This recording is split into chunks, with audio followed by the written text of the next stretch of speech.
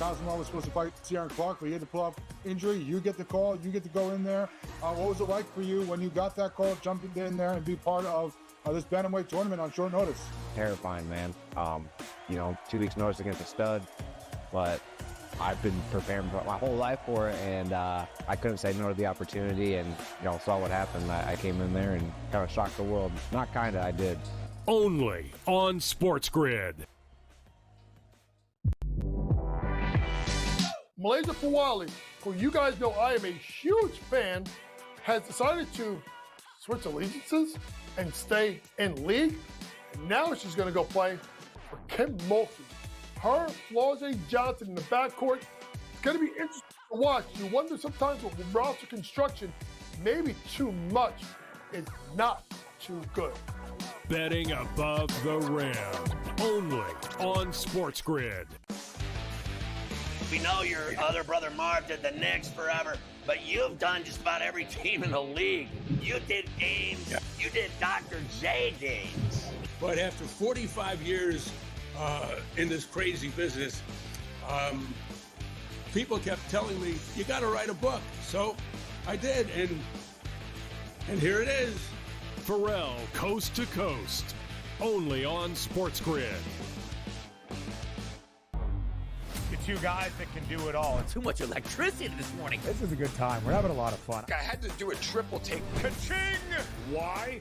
Because of parity. I didn't mean to offend. Yeah, it's not going to happen. Load management is a dirty word. Let him rip. You know what?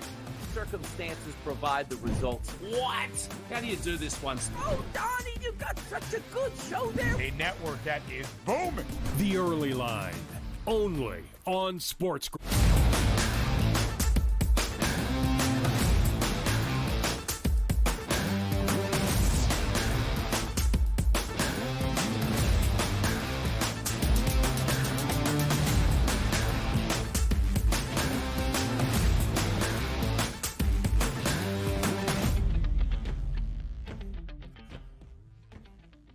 One hour down, 2 hours down, hour number 3 on deck. The energy stays high because of why it's a Friday. It might not be a football Friday, even though every week technically is a football Friday because football season is officially right around the corner, at least in my mind. But Joe Ranieri and Donnie Rightside bringing that heat all morning long to get you ready for so many things, which includes the Kentucky Derby. We had Alexa on, gave us some great information. We talked to NHL with Chris Meany, gave us some great information. Jay Wise coming up in hour number 3 to talk more NBA action because we got some business to handle here on the SportsGrid Network. So, Joe, the vibes, I'm feeling good. It's a Friday. We can see the weekend right out there on the horizon.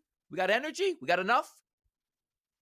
We got it. And we've got a winning streak for the Colorado Rockies, which we're expecting maybe one more, maybe a 3-game winning streak when it's all said and done here tonight. Roll it over. It's like hour number 1. That was a win. Hour number 2, that's a win. Parlayed into hour number 3. You can't go wrong any way you can. Now, this is the time of the show, Joe. We like to reach out to the public. They're listening out there. We like to give them a chance to have a response. They can't call into the show. They can't jump on here on the show with us. Hey, look at that quad box over here with Joe Fan to the left. This is the best way to reach out. And our Fade the Public poll today asked a simple question at SportsGrid, and that was, what is the best bet for tonight's Rockets-Warriors game, which is game 6? 4 options on the board. Warriors as the favorite, minus 5.5. Rockets as the dog, plus 5.5. Over 204.5 and under 204.5. The public, they chimed in and said 33.3% Warriors. How about you? Yeah, I tend to think this is going to be a little higher scoring tonight, Donnie. I voted for the over in this one. Bottom line is, hey, you got to build off what you just did on your own home court, Houston, and you're going to have to score some points. 110, 105, somewhere in that ballpark. I think we get way over the low number that they have posted here at 204. Yeah, you know what? For me, I'm sort of in that conundrum here because I thought the Rockets really played well in Game 5 and were blowing out the Warriors, got a little chippy late, and that's going to add to the equation tonight. But was this one of those games where this is like that booby trap they set up, like, we played soft in game number 5, hoping that game number 6 in our own building, we're just going to jump you right from the start? I'm having a tough time understanding which side I actually want to take in this game. Is it the Warriors laying the points or the Rockets 5.5 to get the 7? For me, I actually voted for the Rockets here, Joe.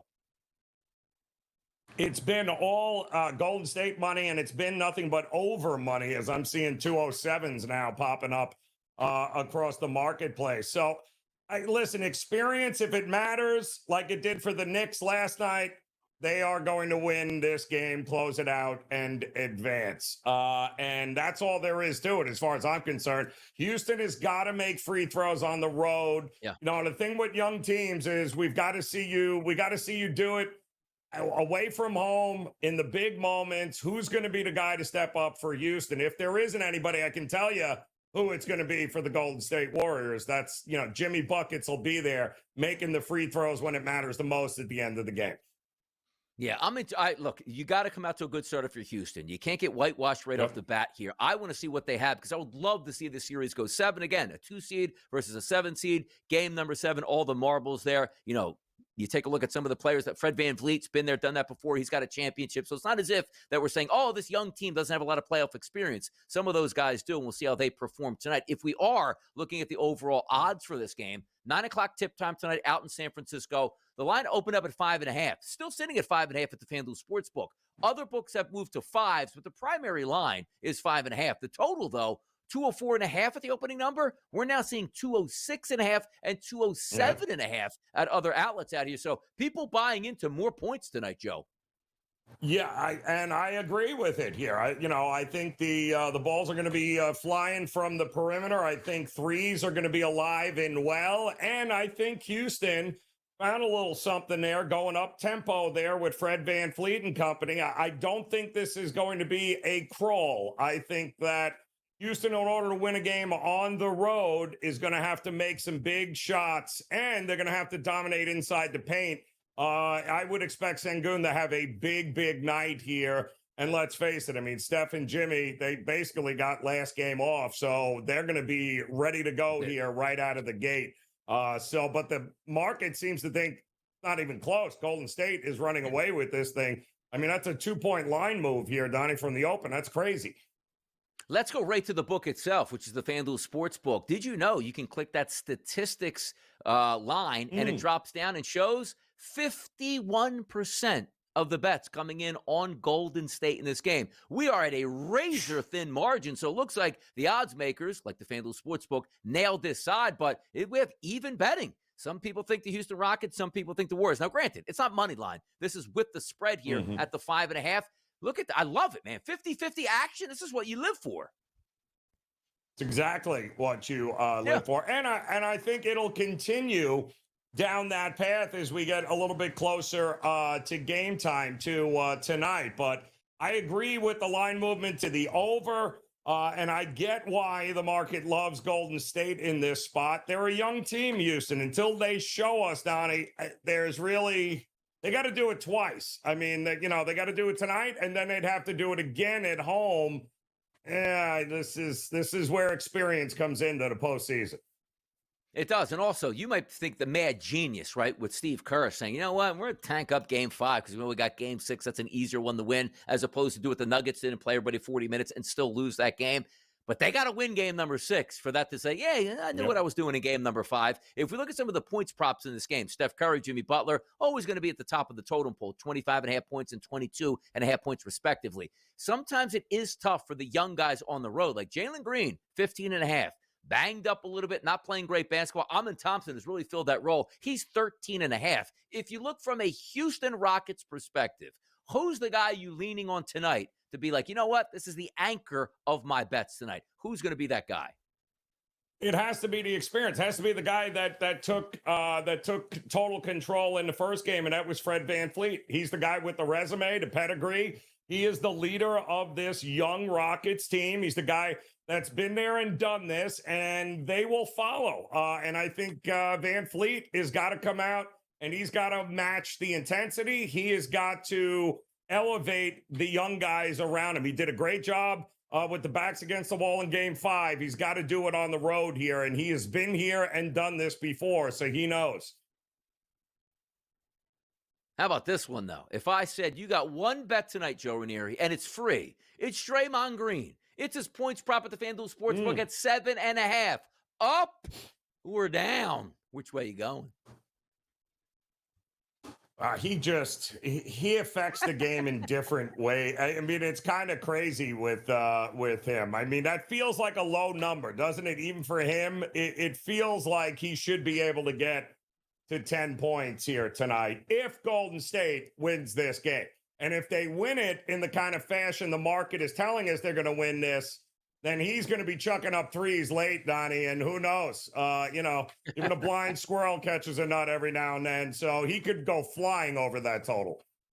Or he could be flying out of the game with an ejection here. We'll see. Because, again, That a little could be testy too. last Yes, game. yes. You know they were watching on the sideline. Can't wait to get out there. And it's my home crowd. I'm going to get juiced up here. But also, we look at Steph Curry in these big game moments and say, this guy's got to come through if they want to win game number 6 and not make it a 7-game series back in Houston. I feel like we're getting baited here a little bit, though, Joe. 4.5 is that 3-point prop. I say, well, yeah, Don, it's 5 he's got to make. Like, Steph in a big game at home, rested and ready, plus money at 4.5, plus 116. How do you feel about Steph Curry dropping 5+ triples tonight? Well, if he does, then I absolutely love the over in this spot here tonight. I mean, listen, Houston's got to pick its poison. Are you going to make sure Steph doesn't beat you, or are you going to make sure Jimmy Butler doesn't beat you? Who's not beating you here tonight, Houston? And if he gets hot from 3... Drop the triples, baby. Drop the triples from outside Over. here. We're waiting for it here. By the way, next segment, we're going to start handicapping Major League Baseball. If it's up to me, Joe Ranieri, we'd have spent hour number 1, 2, and 3 just handicapping Major League Baseball. And the people would have loved it. Baseball's up next. Stay tuned. Yes.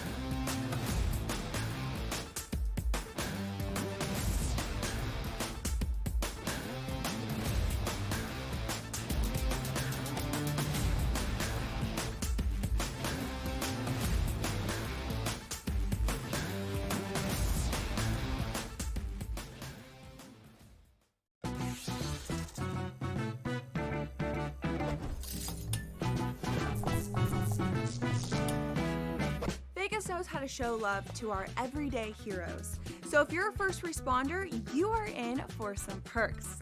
Lots of hotels and casino offer big discounts to any first responders who can show valid work or volunteer ID. So treat yourself to a discounted stay. You deserve it. See you in Las Vegas. Let's get lucky. Second game of doubleheader. We don't know exactly who's going to be in the lineup, and maybe you get an extended game number 1, which means tired bullpens and closers used up, which aren't available for game number 2, and maybe finding some extra shots here. But I do think the pitching matchup more susceptible, Tom, to runs here. This is part of what we look at. Like I said, I don't expect both teams to win. So we have a pitcher who may not be sustainable at 28.6, but he's playing well right now. Pro Baseball Today, only on SportsGrid. If you're going to trade Durant, right, it means things are getting weird anyway. Teams are going to, before they go for Durant, they're going to go for Devin Booker. That's just the reality of it. You get rid of Durant, or do you do the crazy one? Because you're so far out of the West, do you get rid of Booker? Because D-Book will bring you far more in a return. Betting above the rim, only on SportsGrid. The game is on. The stakes are high, but the action isn't just on the field. He's rearranging that rim. Get it inside! SportsGrid's in-game live. Your ultimate second screen experience. A little flyer, couple 15.5 point live line. Every prop, every play, every day. Anything can happen. It's complete chaos. It's smarter to be on SportsGrid.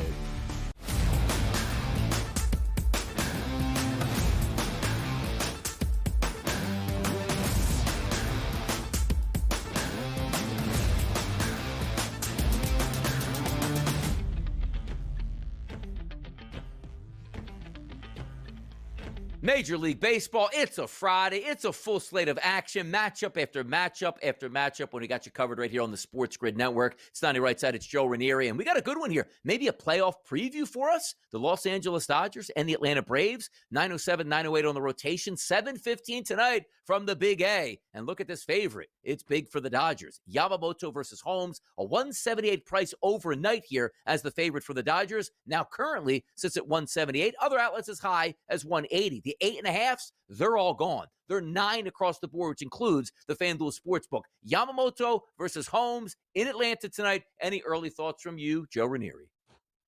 Well, I'm going to tell you, Holmes has actually done a very good job for the Braves holding it down. I mean, he has been extremely competitive, and he has limited the damage here, giving this lineup an opportunity to get into games. The problem is going up against a Yamamoto that has just been absolutely phenomenal here over his last couple of starts. This is the first game, I believe, what is going to be a 10-game road trip here for the Dodgers. So if you're not looking to fade the Dodgers in this first one, again, this could be the trip where maybe you start picking your spots here. They're always going to be a favorite, right? We know this, but it's these kinds of trips, Donnie, where we're going to look to try to fade the Dodgers in a couple of games.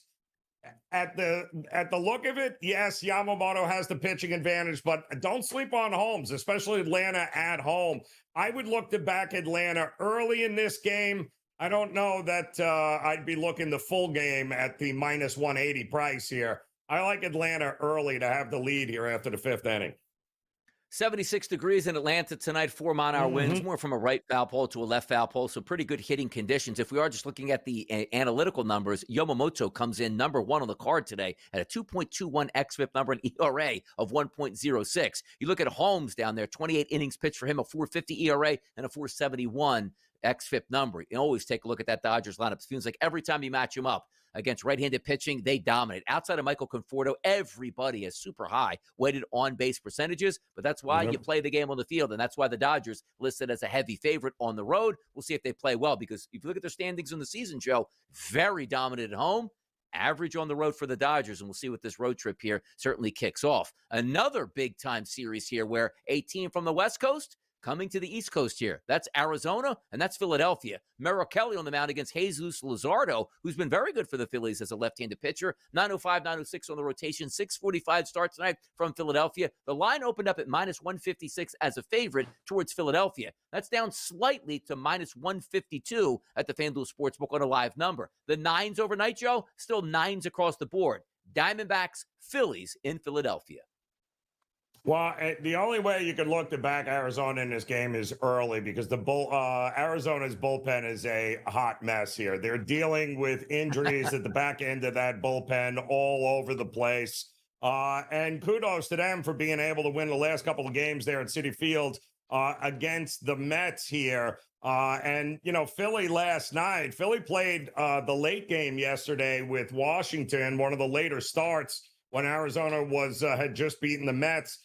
And once again, you know, a 4-2 loss by Philadelphia. Now they got to turn around and get this Arizona team that, again, that bullpen issue. And guys, I mean, how much more can they do? They're not scoring a ton of runs, but the bullpen has stepped up. They're going to have to keep stepping up. I don't think they do it in this first game, though. I think the Phillies end up getting it done full game. And I think that's a cheap price. Under $1.50 is a pretty cheap price for Philadelphia, who's got the advantage in starting pitching in this one, and bullpen for that matter.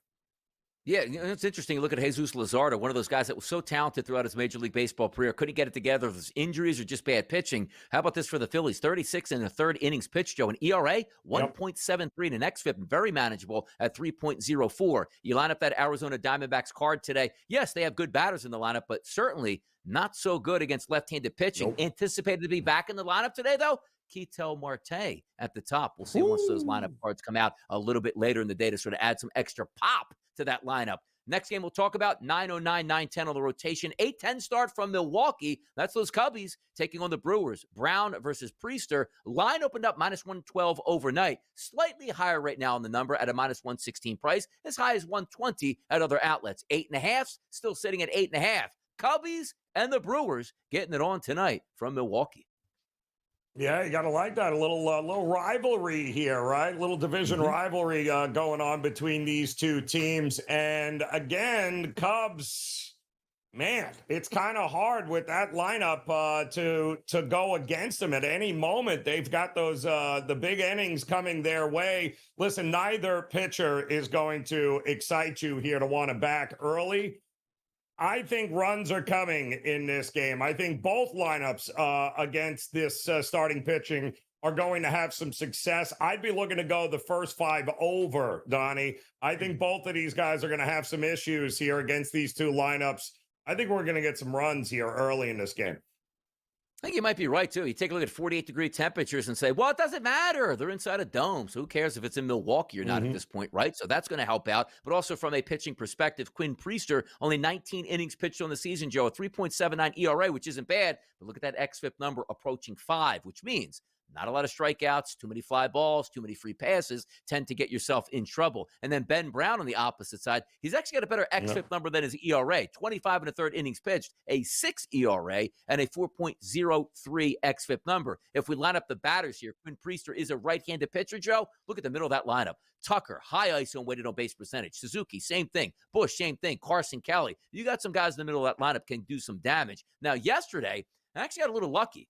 I really liked the Milwaukee Brewers yesterday for a team total. They didn't even score a run, but always press this to people. Make sure you see the final starting lineups because the best hitter, per se, in the lineup should have been yesterday in the matchup was Christian Yelich. He sat that game out, so automatically backed off, and it worked out well. Now, today, Yelich is expected to be back in the lineup against a right-handed pitching Brown, and then you take a look at the weighted on-base percentages. 6 of them out of the 9, extremely high against right-handed pitching. That includes Turang, that includes Yelich, and Contreras, and Frelick, and Hoskins, and Bowers. So I'm with you at this point. We don't have pedigree pitchers on both sides, but both of these lineups squaring up fairly well. And again, 48 degrees in Milwaukee. Oh, Donnie, it's cold. Again, it's played in a dome. It'll be nice and toasty inside that dome. Maybe the ball carries. More Major League Baseball on deck right here for the early line.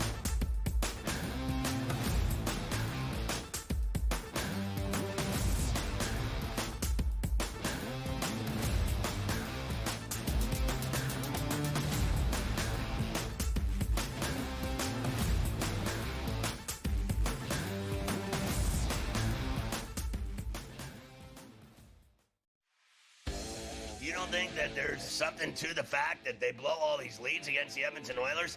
It's like the Oilers could be down 4 goals and they come back like it's nothing. We got a series now. I think this thing is going to reset, Scott. I think home ice advantage is going to hold true in this series. I think I told you that last week. I'm expecting this. I picked the Kings in 7 before the series started, and it's like plus 700. Pharrell Coast to Coast, only on SportsGrid. It's so crazy that you get both ends of that spectrum and the narrative trying to be correct in doing so and to make a statement for engagement. You're wrong, you've been wrong, and deal with the reality of the situation. All of the people that analyze the draft mock 1 in the first round, and even could he go to the Giants at number 3 or trade up back in that round. They got Dart, they didn't get Sanders, and the fall was on at that point. The early line, only on SportsGrid. We're going to get a bunch of upsets. We're going to get a lot of craziness. Didn't happen as well. I mean, over the last calendar year, Sam, I don't ever recall 6 or 8 months of time in sports where the books lost, but here we are. They estimate FanDuel and DraftKings lost $185 million combined for March Madness. So estimating not just that they didn't have a profitable March Madness, but it was a huge loss for them as well. Newswire, only on SportsGrid. We're going to go through every single thing, and I've got a great team behind me that's going to help me get the job done. I want this to be the place that people come to. There is going to be an energy to game time decisions that you will feel night in and night out. We are going to hit every single one of those markets that you need to know about. We will have everything at our disposal, and we will use that to our advantage. There is not going to be a better place, I promise you, than Game Time Decisions. I'm Kevin Walsh. Tune in to Game Time Decisions weekdays on SportsGrid.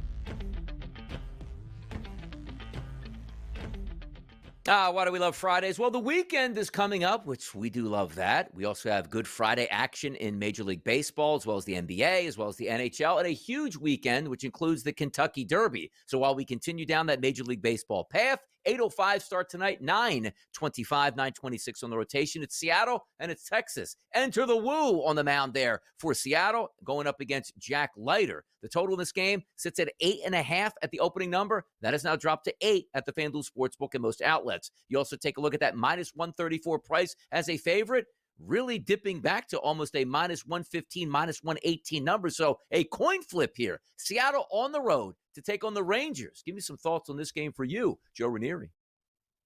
Two teams heading in opposite directions lately. The Mariners are crushing the ball here. Meanwhile, the Rangers can't figure out how to score. It's not been a good stretch. They're still dealing with some injuries, and the Mariners are going to send out their best starter right now with Logan Gilbert on the IL. So, although Leiter has been pretty good here so far, Yes. Donnie, you got the numbers in front of you, and he's been pretty impressive here. But Seattle has won 7 straight series, and 15 of the past 20 games they have done. So, pretty impressive stuff. Not that they are taking on the best of competition, but this feels like maybe an early under. I like both starters. I don't trust the Rangers' bats just yet. I certainly don't trust them against Wu, so I'd be looking at a first 5 under in this point, because once you get to the bullpens, anything is possible with these two teams.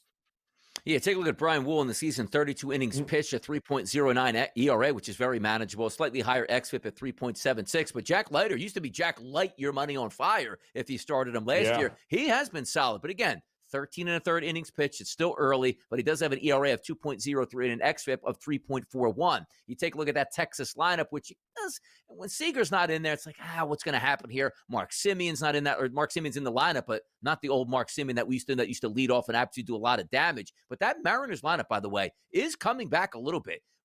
Rodriguez posts well against right-handed pitching. Polanco, Raleigh, Arozarena, Tellez. So they've had some pretty good at-bats here, which is great. That's the only thing that we used to get upset with the Mariners. You'll get that good young starting pitching, and then they get beat 2-1 because they can't get any base hits. We'll see if that changes tonight down in Texas. Let's keep it moving down the list as we go. Again, an important Friday card here, which includes Tarek Skubal on the mound today, going up against the Los Angeles Angels. Rotation, 927, 928, a 938 start tonight. Skubal the lefty, Soriano the righty. This line opened up at around minus 165. It's now up to minus 178 live at the FanDuel Sportsbook. That's 7.5 total at the opening number. As you see, that graphic still sits at 7.5 as well. Cy Young is on the mound today. Does that mean a big difference here for the Tigers in a victory again over the Angels? Well, I mean, Skubal has been pretty good. And again, the only team that I have seen that has given him any issues really has been the Royals. But, 8 runs in the 8th and 9th inning is what saved Detroit last night. They got a really good outing from Casey Mize, who went 7 innings. So the bullpen for Detroit certainly will be ready to go here if need be. But I mean, if it ain't broke, don't fix it. Why in the world would we go against Soriano here? Detroit, I mean, why would we go against Skubal? Soriano and that Detroit lineup should be able to put some runs on the board here. It's a low total, but I think that has everything to do with Skubal. And I don't think we're realizing what kind of gas can this Angels team and bullpen is. So I'd be looking at an over in this one here for sure. Yeah, and also take a look. Maybe that first 5 innings, you take a run line on Detroit, being up 1-0. Yeah. I know, Joe, run lines sort of hurt you sometimes, but certainly can help you if the handicap is right. You take a look at Jose Soriano on the season, 34 innings pitched, a 4.50 ERA, and a 3.61 extra number. So he hasn't actually been bad. And then there's Skubal. Outside of those first 2 starts that he's had, take a look at him, 34 2/3 innings pitched. He's got that ERA back down to 2.34 and an xFIP of 2.75. Now, here's where it comes in where you look at the lineups. The lineup for the Tigers isn't fantastic against right-handed pitching, but you got a lot of good lefty bats. Kerry Carpenter, Zach McKinstry, Riley Green, and of course, Torkelson's having a very good season against righty and lefties. But if you look at that Los Angeles lineup, remember all the good vibes for the first 3 weeks of the season when they were pounding the baseball and having good times? Against Skubal, who is a lefty, the presentation is tremendously bad tonight. A lot of strikeouts, a lot of low-weighted on-base percentages, very few guys with high ISO power numbers. Skubal should be able to walk through this game, but again, that's why they play. 70-degree temperatures out there in Los Angeles tonight, light wind blowing out the dead center field. We'll see what happens. But for me, if I'm betting the Tigers, probably going first 5 run line with Skubal. 1-0, we walk away a victory. Coming in next, it's the coach to talk about his Knicks and much more.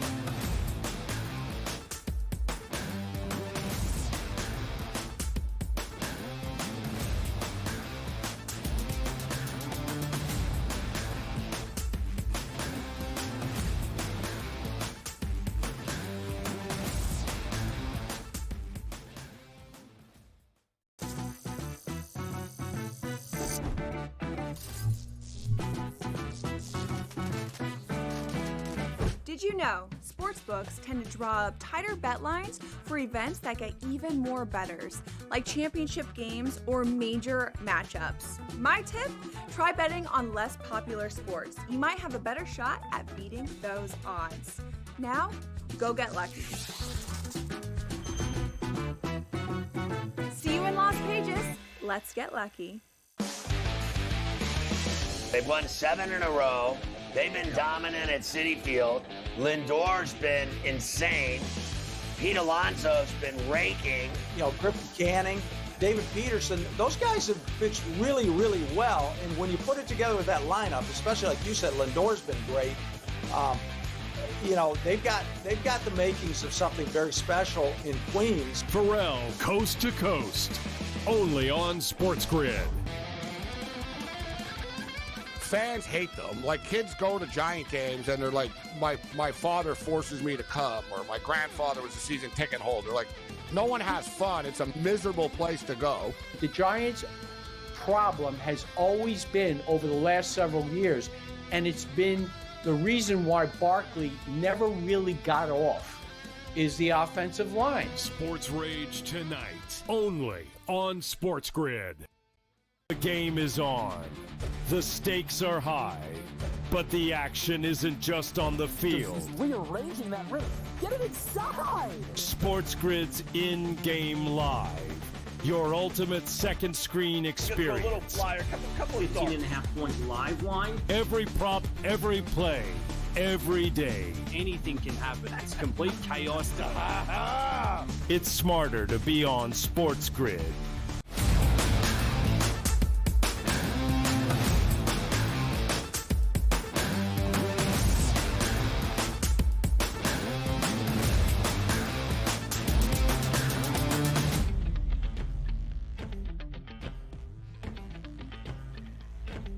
As they used to say, NBA action, it's fantastic. It certainly is. And we're in the playoffs and having fun down here right side Joe Ranieri. And in comes the coach. I don't know if he's a coach or a fan today. What part is he playing right now? The Knicks have advanced. I mean, some people say the Knicks have the luckiest series in the history of professional basketball. Not me. So, JY, welcome to the show. The vibes must be high. I think there's something wrong with Donnie's mic. We may have to check it during the commercial break, but look what we got here. Look what we got here. Look at that. And Jalen Brunson. Oh, shout out to, hey, listen, I don't care if it's, you know what I'm saying, Cade Cunningham, Richie Cunningham, Billy Cunningham, Knicks at 6. Knicks at 6. We here. Yeah. And I'm a real Knicks fan, unlike some people on that 4-letter network. Oh, wow. Taking shots left and right. That's what we love to see, Coach. But by the way, let's get into it last night. The New York Knicks blew Game 5 on the road in Game number 6, a spirited atmosphere in Detroit. The Knicks open up exactly the way you want. 37-23, try to quiet that crowd, and they got erased in the second period. And away we went into the second half, which led us to the final period. You needed a comeback. You needed a big shot, and Jalen Brunson gave it to you, Coach. Hey, listen, first of all, shout out to Detroit Pistons. What a job by J.B. Bickerstaff with that team. I mean, Monty Williams, you'll never get a head coaching job ever again in your life. But when you really look at it, that second quarter by Malik Beasley particularly basically got them completely back in the game. Third quarter, Knicks come and punch again, and then here comes Detroit, obviously, in the fourth quarter. 112-105. And, you can – Jalen Brunson, big body Brunson, I'm going to start calling him Captain Clutch, because his performance down the stretch, 112-105, to kind of get, most importantly, that 3-point play on Schroeder to get the lead to 4, couple of more shots, and then what a play, as much as we've knocked tips, and rightfully so. The play that he ran, end of game, which if anybody knows, they run what's called a ghost screen, which is you kind of pretend you're setting a screen and you clear out. What it does is it throws off the defender's timing, because Detroit was probably going to be ready to switch.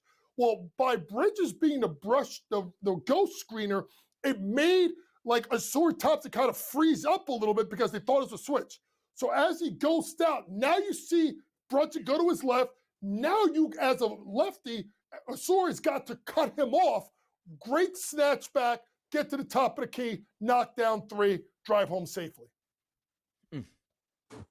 Got it. I mean, 2 double-digit leads they threw up on there, Coach. That is the most infuriating Knicks team to watch when it all comes down to it. But that's where experience kicked in, right? Jalen is a guy who can make those shots when a game matters, and Detroit just doesn't have that at this point. But to me, Coach, the problem with the Knicks moving forward is, A, you should be hanging a Celtics jersey up behind you instead of that Knicks one.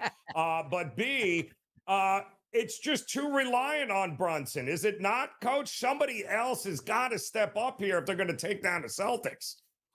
It's going to have to be Cat.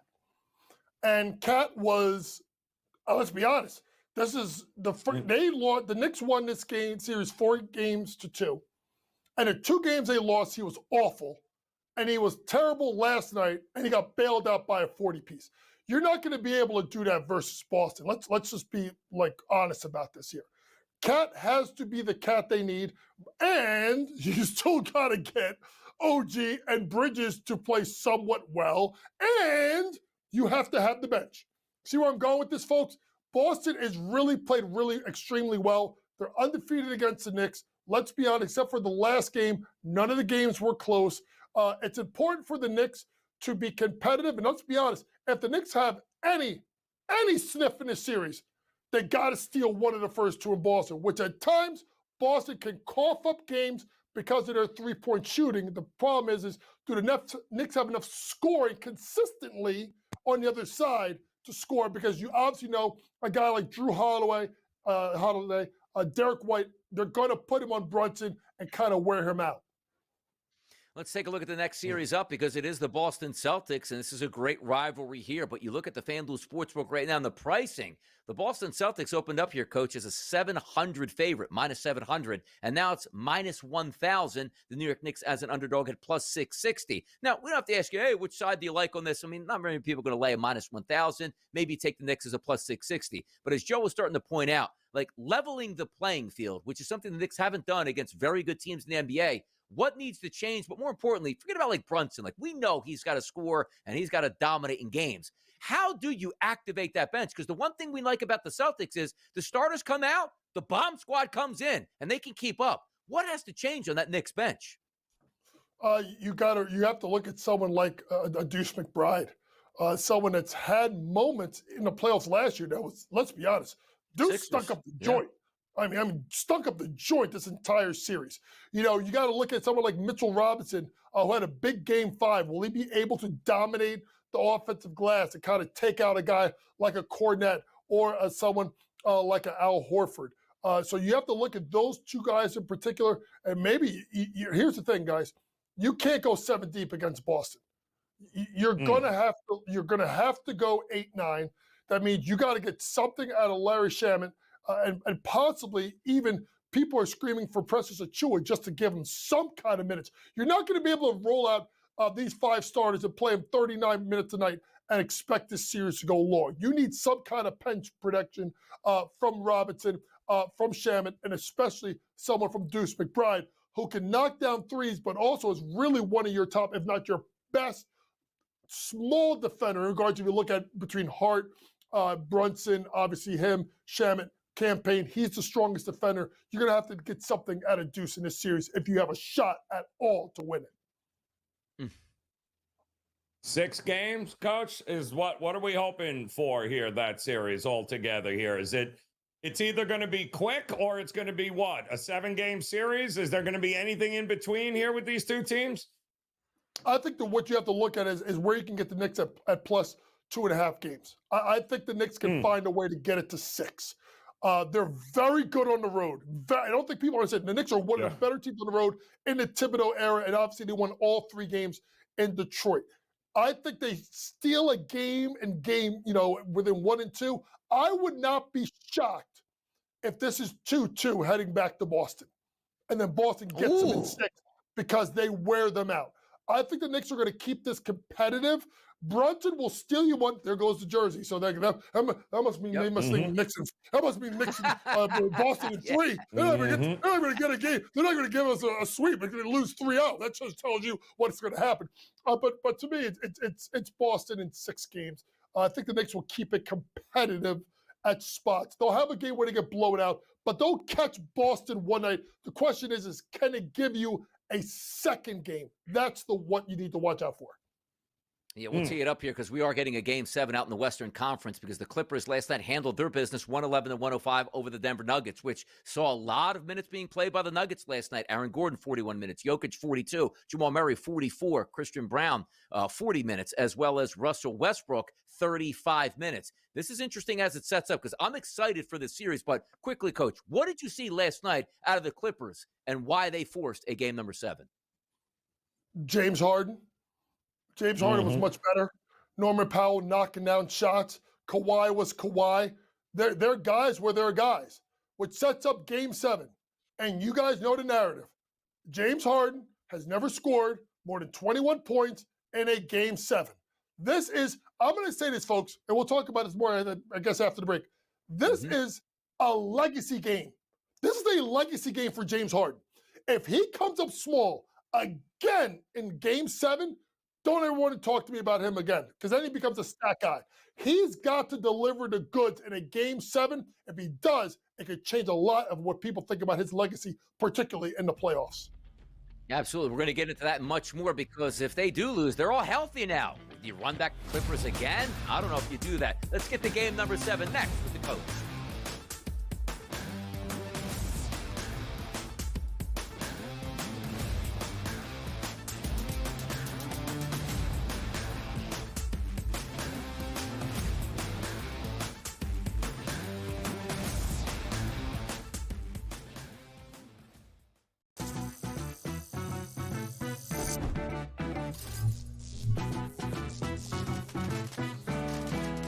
Did you know sportsbooks tend to draw up tighter bet lines for events that get even more bettors, like championship games or major matchups? My tip, try betting on less popular sports. You might have a better shot at beating those odds.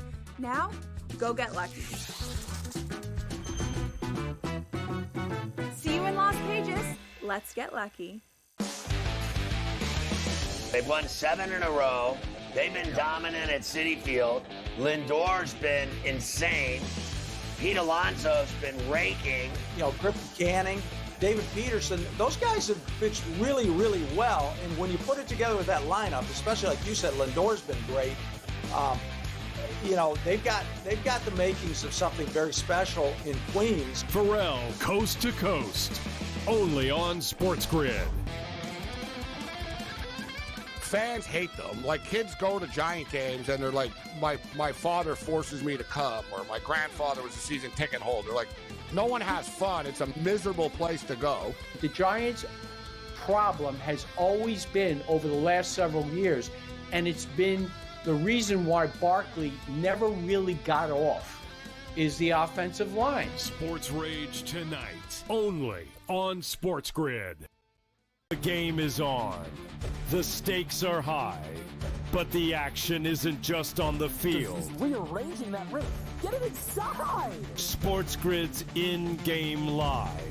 Your ultimate second screen experience. Just a little flyer, couple 18.5-point live line. Every prop, every play, every day. Anything can happen. That's complete chaos. It's smarter to be on SportsGrid.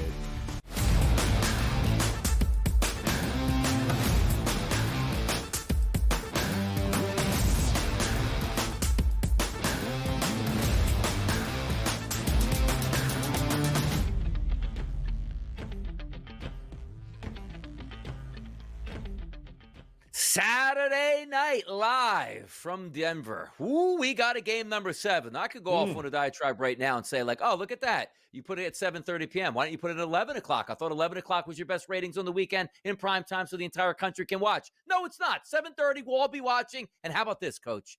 The -1s and -1.5s at the opening number for the Clippers have shifted now to the Denver Nuggets now as favorites in game number 7. Give us a preview. Who's got to step up? And also, as you were talking about, the ramifications of the loser in this game. You know, you brought up a good point, Donnie, before the commercial break about the Clippers, but I'm going to say this. I think whoever loses this game is going to make major moves, right? We already know Michael Malone was let go before the playoffs started. If you are Denver and you get knocked out in the first round, I don't know how you run it back with the same core four of Joker, Murray, Gordon, and then obviously MP Jr. And then if you're on the flip side, if the Clippers, do you run it back again with Harden, obviously Kawhi, Norman Powell has out to step up, and then obviously Zubac, who obviously had a great run this year. You figure some team's going to make some kind of move. When you look at this game, I'm looking at two guys in particular. One, we just talked about, it's the James Harden effect, right? He can exercise a lot of demons with a great performance. And here's the thing. With the way Kawhi is playing, I'm not saying we need like a 29, 14, 12 triple-double out of James Harden. We just don't need a 3 for 17, a 4 for 13. We need 20 points, 7, 8 assists, 5, 6 rebounds, shooting the ball at 40% or better from the floor. And Donnie's a Sixers fan. You know that we have not seen that ever out of this guy. On the other side, I'm not going Joker, right? I'm not going Gordon. I'm not going Murray. I'm going Michael Porter Jr. This is a guy, when he came into the league, obviously with the back problems, right? This guy was supposed to ascend. And we've seen it at times out of Michael Porter Jr. We've also seen him completely disappear. Completely. He's got to be the best version of himself, because him as a shot maker, particularly that corner three, that can open up the offense for Denver. Michael Porter Jr. has got to play well. What do we get out of James Harden? And then you go to the superstars, right? Nikola Jokic. How does he handle this game? You saw game number 5. He's like, I'm going to go score. I got to go score. I got to get everyone involved. In game 4. Game 5, what do we have? Jamal Murray, he goes off. So we got to see what we get out of Joker. On the flip side, Kawhi. This is a guy that we've also questioned for a long time. I was playing around with my top 10 players in the NBA. If Kawhi does what I think he could do and lead them to a win, now I don't think they will, but he does a great performance, we should be still talking about Kawhi as one of the 5, 6, 7 best players in the world right now. Coach, I was waiting for the firing of Malone and the coaching edge for the Clippers to take hold at some point in this game. And what Ty Lue did in the second half by putting Batum in the starting rotation in the second half and putting him on the Joker. Joker was killing him in the first half, 20-plus points in the first half. He was nowhere to be found in the second half. Batum absolutely made his life miserable. And I didn't see an adjustment from the Denver side to try and free things up from him. It feels like there's a big coaching edge here with Ty Lue. Could be an issue for Denver in a game 7 as well. Ty Lue versus anybody in the NBA is a coaching advantage for Ty.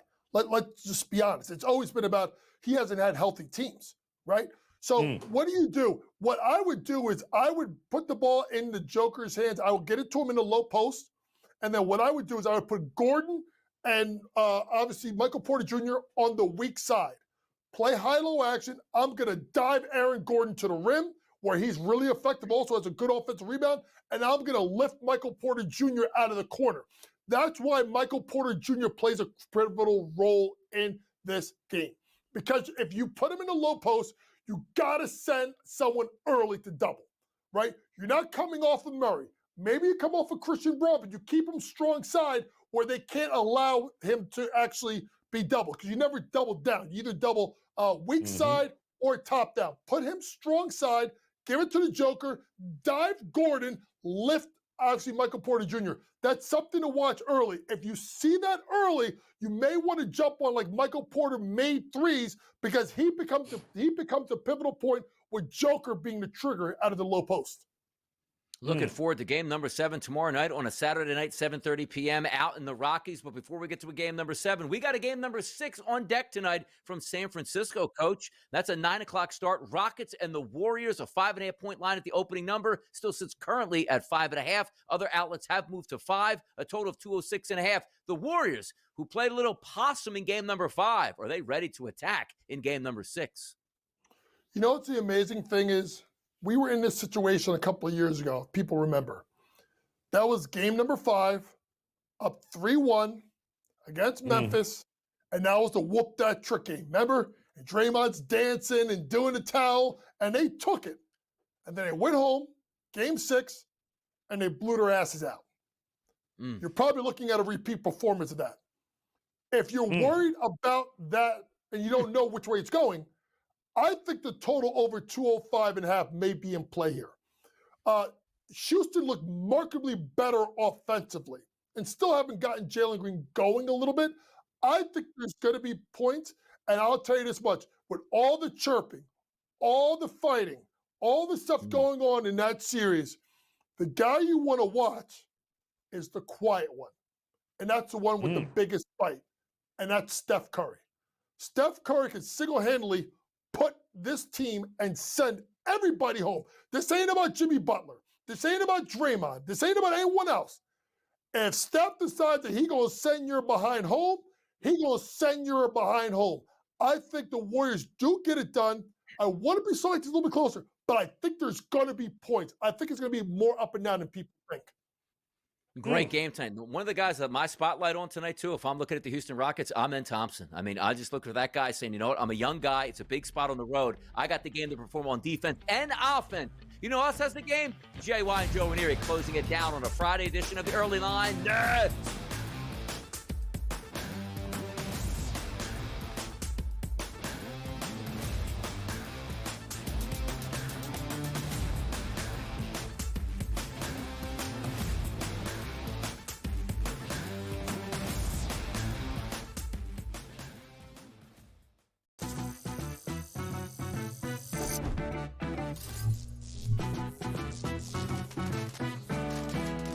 New to social casinos? You're in for a treat. Most online casinos offer bonus cash or coins just for signing up. That's your own little participation trophy. Now, go get lucky. See you in Las Vegas. Let's get lucky. The game is on. The stakes are high. But the action isn't just on the field. He's rearranging that ring. Get it inside! SportsGrid's in-game live. Your ultimate second screen experience. A little flyer, couple 15.5-point live line. Every prop, every play, every day. Anything can happen. That's complete chaos. It's smarter to be on SportsGrid. Fans hate them. Like, kids go to Giant games and they're like, my father forces me to come, or my grandfather was a season ticket holder. Like, no one has fun. It's a miserable place to go. The Giants' problem has always been over the last several years, and it's been the reason why Barkley never really got off, is the offensive line. Sports Rage tonight, only on SportsGrid. If you're going to trade Durant, right, it means things are getting weird anyway. Teams are going to, before they go for Durant, they're going to go for Devin Booker. That's just the reality of it. You get rid of Durant, or do you do the crazy one? Because you're so far out of the West, do you get rid of Booker? Because D-Book will bring you far more in a return. Betting above the rim, only on SportsGrid.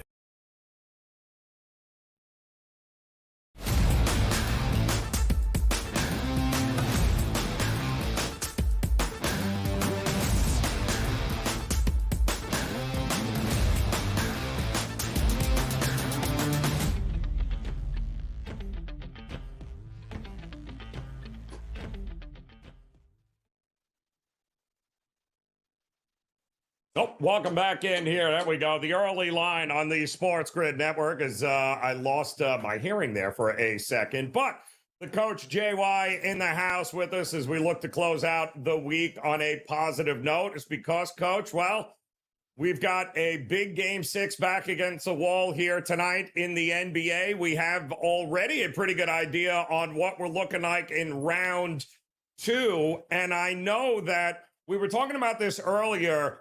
And when you look on face value, the Knicks taking on the Celtics, And then you look at Cleveland taking on the Pacers. It feels like if I'm giving anybody a puncher's chance, it feels like the Pacers are that team, certainly from a market perspective, from the price.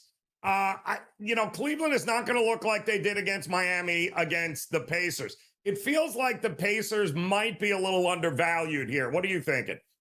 Yeah, I think the Pacers ended the regular season really, really strong, right? And I think the play that they had in the first round series versus Milwaukee was overshadowed by what happened with John Halliburton and Giannis. They were dominant. Let's be honest. They were dominant at times versus obviously Milwaukee and the Cleveland Cavs team that really did not play a competitive game, besides the fourth quarter of game 2, right?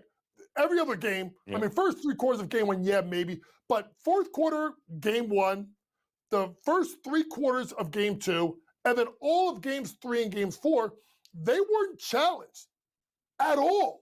So to me, yeah, I think the Pacers are undervalued a little bit. I'm going to say this. I think this is another one that goes 6.